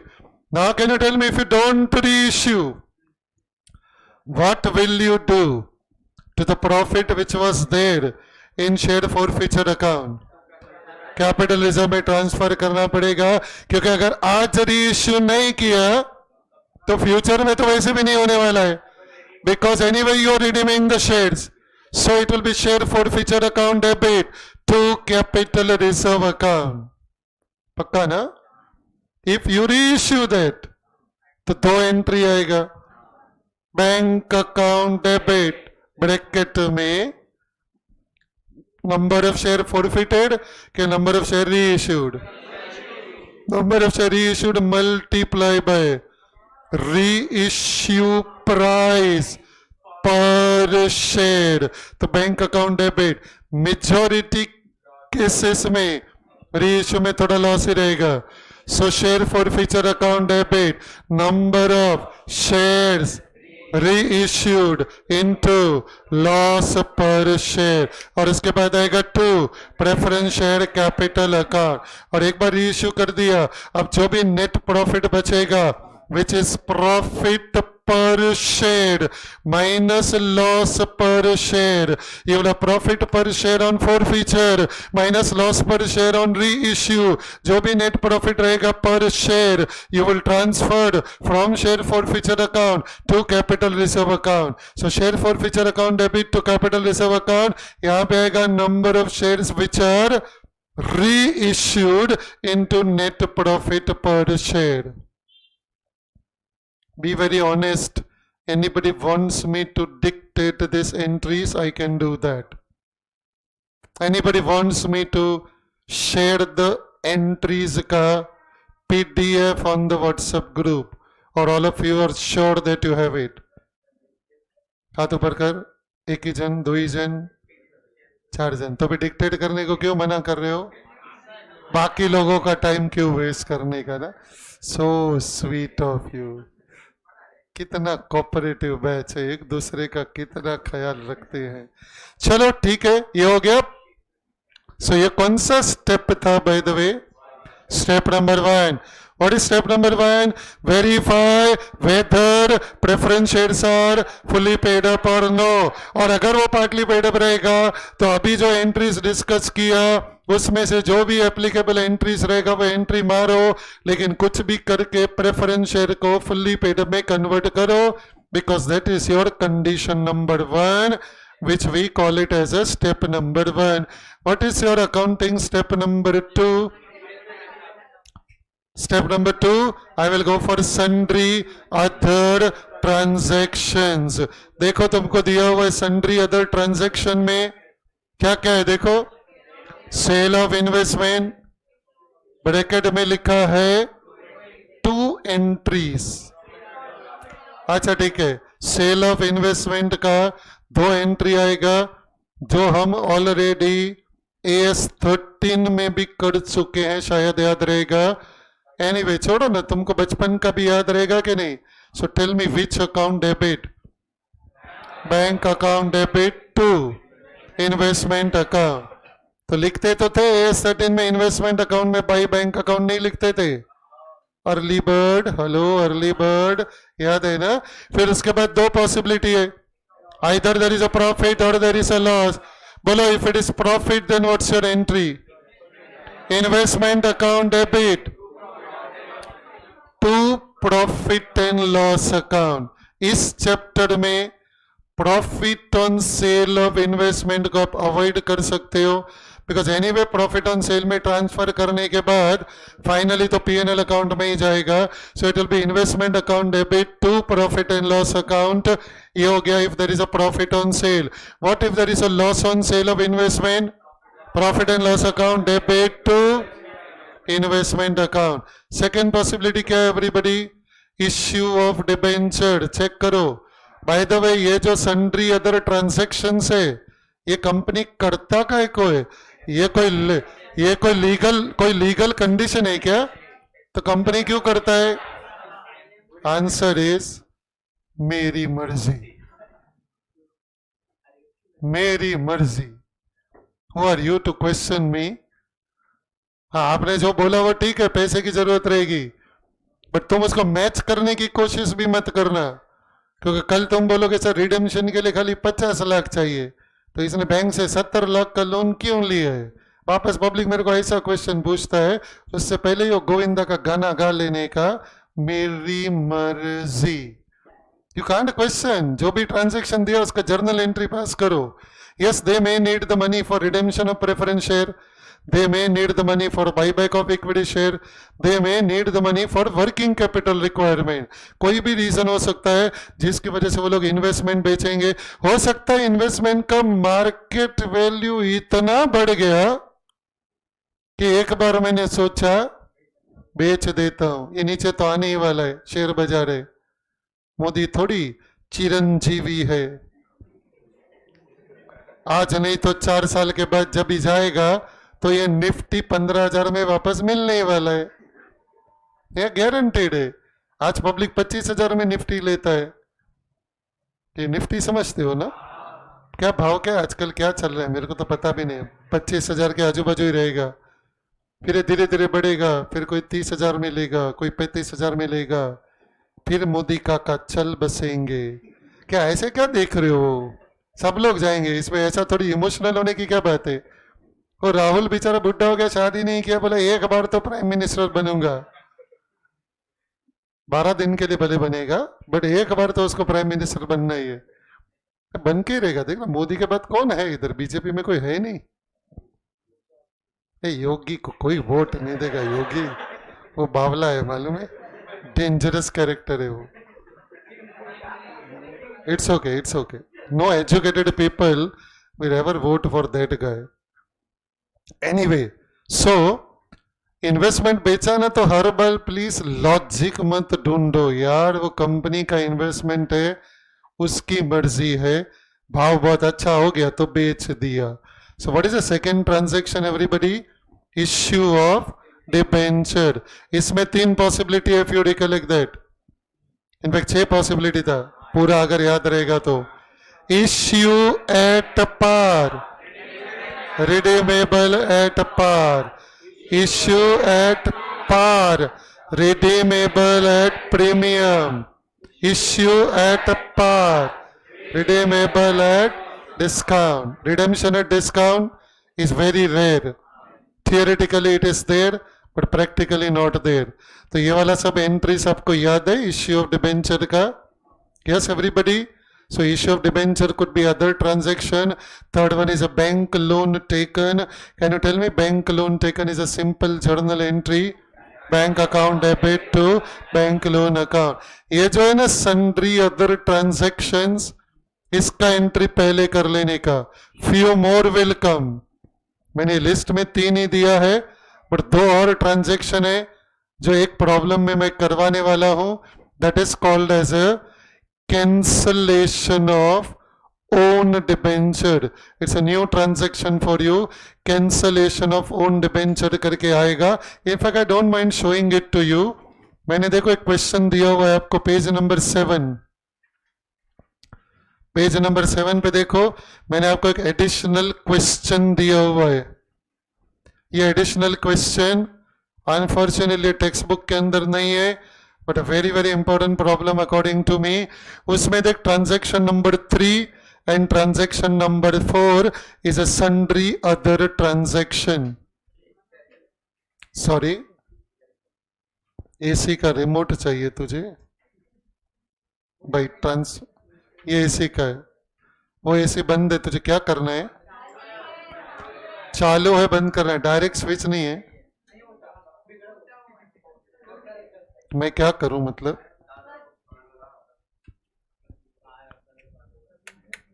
ट्राई करता हूं, can I continue? You know, मुझे कभी कभी वो एसी है ना, looks like more a reason to stop my flow, being very honest with you. भाई ये एसी बंद करो ना। अरे रुक ना बाबा, सॉरी, बंद करने को टाइम लगेगा तो बंद मत करो, और कोई एसी तो बंद करो। हाँ वो वाला बंद कर दे। भाई टाइम लगेगा. There is a special process to switch on and switch off that AC. Why? मुझे नहीं पूछना, मुझे नहीं पता. Excuse me. Can I continue? So 2 additional transactions है जो मैंने आपको एडिशनल क्वेश्चन नंबर 2 में दिए हैं. That is 3 and 4. 3 is a new concept called cancellation of own debenture. उसके नीचे आपको मैंने एक रिजर्व बताया था, आपको अगर याद रहेगा जब हमने फाइनल अकाउंट में रिजर्व का लिस्ट किया था ना, employees stock option outstanding account करके, तो वो रिजर्व का पूरा accounting I will cover in that additional question number 2. सो ये दोनों भी कम बैक. अभी कोई मुझे ये स्टेज पे नहीं पूछना what is own debenture. I can't explain in 2 minutes. That will take some time to explain. तो ऑब्वियसली उसी के लिए मैंने ये पूरा क्वेश्चन ही डाला हुआ है which I will be solving. That question is not there in this textbook, but I feel that is very very important question and that can come in CA Inter. चलो steps में वापस आ जाओ. Sundry other transaction.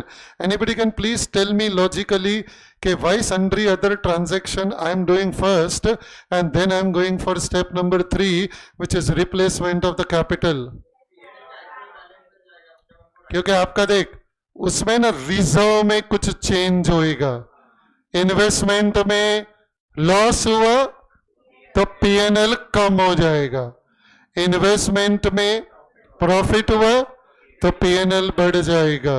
Plus debenture को अगर आप premium पे issue करोगे security premium change हो जाएगा. अब ये जो सिक्योरिटी प्रीमियम है ना, तुम बोलोगे रिडेम्पशन में तो यूज नहीं कर सकते. I agree, but security premium can be utilised for issue of bonus shares. तो आपका सिक्योरिटी प्रीमियम चेंज हो जाएगा. सो ये सन्ड्री अदर ट्रांजैक्शन में कोई न कोई रिजर्व अफेक्ट हो जाएगा. पहले उसका सबका एंट्री करने का. Then comes your main step which is step number 3. सबको याद है ना step number 3, replacement of capital. क्यों रिप्लेसमेंट क्यों करना पड़ता है? Security margin for whom outsider. किसी भी हालत में reduction in share capital is not allowed because share capital is safety margin for outsiders. तो share capital reduce नहीं करना है, लेकिन प्रेफरेंस कैपिटल को रिडीम करना है. तो कैसे पॉसिबल है? रिप्लेसमेंट करो. रिप्लेसमेंट के लिए इन्होंने 2 ऑप्शन दिया हुआ है. Option number 1, fresh issue of either equity shares और preference shares. Give me 1 minute. Hello, बोल. हाँ हाँ, अरे राम, करो करो करो.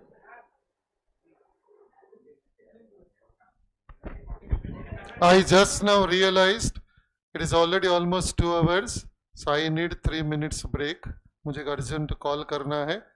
तुम लोग भी ब्रेक ले लो. This 3 minutes will be counted in your break, not my break. Sorry यार, बट एक अर्जेंट फोन है. Somebody is very serious, hospitalized. पता नहीं निकल लिया कि नहीं. या somebody is very. अरे अबे हंसने का क्या है? तुम लोग डेथ को क्या सीरियसली लेते हो यार? Death is the fact of the life. You to accept it यार. तुम्हारी उम्र में नहीं एक्सेप्ट करो, मानता हूं. मेरी उम्र में तुम्हें करेगा कि नहीं?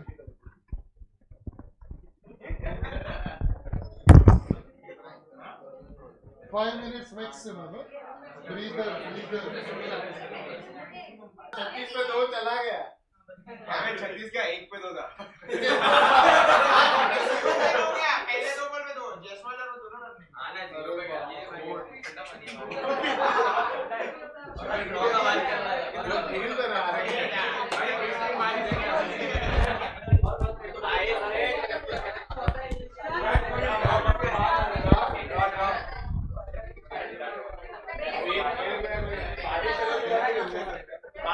Hello. Please settle down. I have to wind up in 10 minutes. So ये 4 steps complete कर लेता हूँ. Then I have to wind up the lecture. Step number 3, replacement of preference share capital. Now tell me, replacement के लिए अगर आप नया debenture issue करोगे तो चलेगा क्या? क्यों? Because debenture is long term borrowing. अब थोड़ा लैंग्वेज चेंज करो, शेड्यूल 3 तुम्हें पता है. सो debenture is long term borrowing, and long term borrowing you can't use to replace the share capital. Can you use security premium for the purpose of replacement? Why? Because security premium comes under which head? Reserves and surplus. See, debenture long term borrowing में आता है, security premium reserves and surplus में आता है. But what you are talking about is replacement of capital by another capital. Share capital has to be replaced by share capital. तो आप market में दोनों में से कोई भी शेयर्स इश्यू कर सकते हो. You can issue equity shares, you can issue preference share. लेकिन जो आप इक्विटी शेयर्स इश्यू कर रहे हो सकता है this equity shares are issued at premium. तो वह सिक्योरिटी प्रीमियम को रिप्लेसमेंट में काउंट करने का कि नहीं करने का? ऑब्वियसली नहीं करने का. इक्विटी कैपिटल या प्रेफरेंस कैपिटल ये दोनों चलेगा, लेकिन डिबेंचर नहीं चलेगा, सिक्योरिटी प्रीमियम भी नहीं चलेगा. This is option number 1 given by section 55. What is that option number 1 again everybody? Option 1 is replacement of preference capital by fresh issue of either equity shares or preference shares. समझो किसी को shares issue नहीं करना है market में, क्योंकि shares issue करने में प्रेफरेंस के सामने देख, प्रेफरेंस इश्यू आज के जमाने में कोई नहीं करता, ये खाली थियोरिटिकली एग्जिस्ट होता है. लेकिन issue of equity shares will result into dilution. Obviously percentage ownership भी प्रमोटर का कम हो जाएगा, EPS भी कम हो जाएगा. So I mean company may not be comfortable going for that particular option, but in that case company should be highly profit making company and company should have sufficient amount of divisible profit. तो उसके लिए option number 2 दिया हुआ है that you can create one reserve called as a capital redemption reserve, the CRR, and that can be created only out of divisible profit. Now, how does this serve the purpose of replacement of capital? CRR can be used only for one purpose, and that is issue of fully paid up bonus shares to equity shareholders.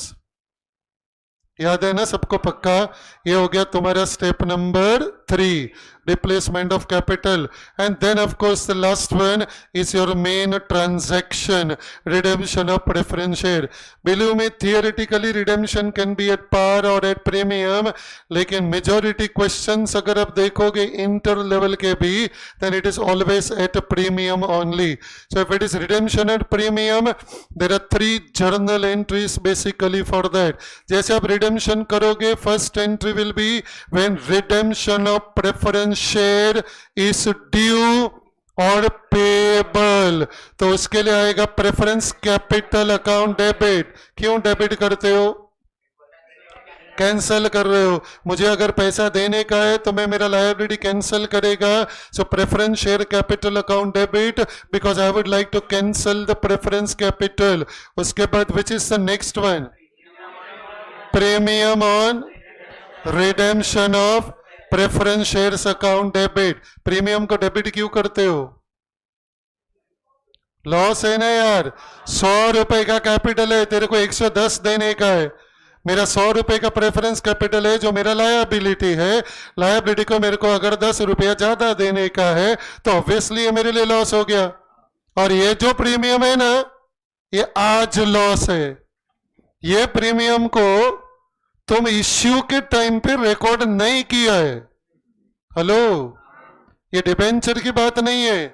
Debenture का जो premium रहता है ना, ये हम बहुत time issue के time पे रिकॉर्ड कर देते हैं। शॉर्ट लायबिलिटी है, आउटसाइडर है, ये ओनर लोग की बात चल रही है। यहाँ कोई तुम्हारा प्रूडेंस कॉन्सेप्ट काम नहीं आएगा। Premium on redemption of preference share is never recorded at the time of issue of preference share. इसके लिए वो लॉस तभी नहीं रिकॉर्ड किया था, तो ये लॉस आज है। So it is premium on redemption of preference share account debit. So 2 account debit हो गया। Preference share capital account debit, क्योंकि कैपिटल को कैंसिल करना है। Premium on redemption of preference share account debit, it is debit all expenses and losses. And in first entry you are not making the payment right now. Money is payable to preference shareholders, and as money is payable to the preference shareholders, this preference shareholders becomes what for us? Creditor. तो आप उसके account को credit करोगे। So it is to preference share holders account. उसके बाद next आएगा third condition. First condition क्या था? फुल्ली पेड अप होना चाहिए। दूसरा लीगल कंडीशन क्या था? रिप्लेसमेंट करना चाहिए। तीसरा कंडीशन है कि इस प्रीमियम ऑन रिडेम्पशन को तुरंत से आपको राइट ऑफ करना है। और ये प्रीमियम राइट ऑफ करने के लिए there was one option of security premium, but security premium cannot be used by division 1 company। और अपना जो सीए इंटर है ना, ये पूरा डिवीजन 1 कंपनी है। They are the one who are following accounting standards as per section 133 of the companies act. तो अपन इंटर में जो भी कंपनी के बारे में बात करते हैं, unless otherwise given, we will always assume it is division 1 company, and we will assume it is division 1 company. You cannot utilize security premium। मतलब अगर डिवीजन 2 कंपनी होता, जो लोग इंड एस फॉलो करते हैं, they can utilize security premium to write off the premium on redemption, but CA inter पे उसके बारे में बात नहीं करेंगे। we are right now focusing on division 1 company। लेकिन कभी कभी क्वेश्चन में कुछ हिंट ड्रॉप किया रहेगा, तो ध्यान से पढ़ने का। अगर कुछ हिंट नहीं दिया है, आप प्लीज अज्यूम करके चलना इट इज डिवीजन 1 कंपनी, तब सिक्योरिटी प्रीमियम को यूज नहीं कर सकते। Therefore there is only one type of profit that you can utilise, and that is divisible profit. So your journal entry will be divisible profits account debit to premium on redemption of preference share. And finally, you will have to make the payment to this preference shareholder. Your journal entry will be preference shareholder account debit to bank account. I'll still take 5 minutes. The next concept I want to quickly revise is about bonus dividend. ये bonus dividend, ये हमारा normal dividend के जैसा ही होता है क्या? Normal dividend में हम पब्लिक को क्या देते हैं? अबे नॉर्मल डिविडेंड पैसा देते, पैसा। पैसे का काम खाली पैसा ही कर सकता है। किसी को इक्विटी, अभी अभी लास्ट प्रॉब्लम में आपने प्रेफरेंस डिविडेंड, इक्विटी डिविडेंड बोला था, अपन पब्लिक को पैसा देंगे। Obviously after it is approved by the share holders in the AGM. नहीं, नॉर्मल डिविडेंड में पैसा रहता है। बोनस डिविडेंड में मैं पैसा देता नहीं हूं, बट मैं पैसा लेता नहीं हूं। फाइनल कॉल फ्री कर दिया कि उनको फाइनल कॉल का पैसा अपने को देना था। Actually the share holder were suppose to give me the final call. मैंने जो पैसा लेना था वो छोड़ दिया। Is as good as dividend. See technically मैं शेयर होल्डर को एक बार बोलेगा, एक काम कर फाइनल कॉल का पैसा दे दे। उसने मेरे को फाइनल कॉल का 2 रुपया दे दिया। फिर उसको बोला जा अभी एक राउंड मार के आ, किधर जाके चाय पी के आ। फिर आधे घंटे के बाद उसको बोला चल वापस आ जा, अब ये ले तेरा 2 रुपया वापस। तो ये 2 ट्रांजैक्शन एक्चुअली सेट ऑफ हो गया। One transaction is they are giving me final call money, other transaction is I am giving them dividend. ये दोनों सेट ऑफ हो गया। और ये दोनों सेट ऑफ होके क्या हो गया, what happen, bonus dividend. Bonus dividend का अगर आपको याद रहेगा तो 3 एंट्री आएगा। फर्स्ट एंट्री तुम्हारा नॉर्मल फाइनल कॉल का एंट्री आएगा। बाय द वे मैं बोनस की बात कर रहा हूं, तुम प्रेफरेंस शेयर में मत चले जाना। Bonus dividend is only to the equity share holder. क्या इतनी देर से अपन रिडेम्पशन ऑफ प्रेफरेंस शेयर कर रहे थे ना, कुछ लोगों के मुंह से इक्विटी इक्विटी निकल रहा था, मैंने उनको करेक्ट करके प्रेफरेंस करवाया। अब इनके मुंह से प्रेफरेंस निकलेगा, मैं वापस इक्विटी इक्विटी करेगा कि भाई ये जो बोनस डिविडेंड है ये प्रेफरेंस में नहीं मिलता, it is only to the equity share holder. So it is equity share final call account debit to equity share capital account. ये फर्स्ट एंट्री हो गया। फिर बोनस डिविडेंड के लिए एक ही रिजर्व्स अलाउड है, divisible profit. So it is divisible profit account debit to bonus to share holders account. Now wait, first entry में एक अकाउंट टेम्पररी है, फाइनल कॉल, उसको थर्ड एंट्री में क्रेडिट करो। और सेकेंड एंट्री में bonus to share holder temporary है, उसको डेबिट करो। So journal entry will be bonus to share holder account debit to equity share final call account. And the last concept I want to revise is issue of fully paid up bonus share. Bonus share के लिए सबसे पहले हम उस reserve को use करेंगे जिसका पृथ्वी पे जन्म ही बोनस के लिए हुआ है, that is CRR account debit. Security premium if realized in cash. Capital reserve if realized in cash. Divisible. PL account last said is okay. So PL account is a part of your divisible profit. तो last रहेगा divisible profit account debit. तो ये चारों में से जो भी reserve आपको यूज करना है वो रिजर्व को डेबिट करो and credit will be to bonus to share holder. और सेकेंड एंट्री में बोनस वाला अकाउंट कैंसिल हो जाएगा, bonus to share holder account debit to equity share capital. दोनों बोनस, एक है बोनस डिविडेंड, दूसरा है बोनस शेयर्स, दोनों जो मूवमेंट हो रहा है ये शेयर होल्डर फंड में हो रहा है। दोनों केस में एक चीज कॉमन है, reserves will reduce, share capital will increase. No money is involve in any of the two bonus. I don't know whether I was fast. पक्का रिवाइज हो गया? Please try question number 1, additional question number 1 दिया, देखो ये तुम homework please try करना। I am very sure you will be able to do that. I just now got sad news, you would have heard the name called as सानिध्य Saraf sir. Auditing के एक teacher थे जिन्होंने last batch में एडनोवेट में पढ़ाया था। Is a very good teacher for auditing, his name is Sanidhya Saraf. He just now expired because of heart attack, so I am going there, yeah. Sorry to leave your batch early.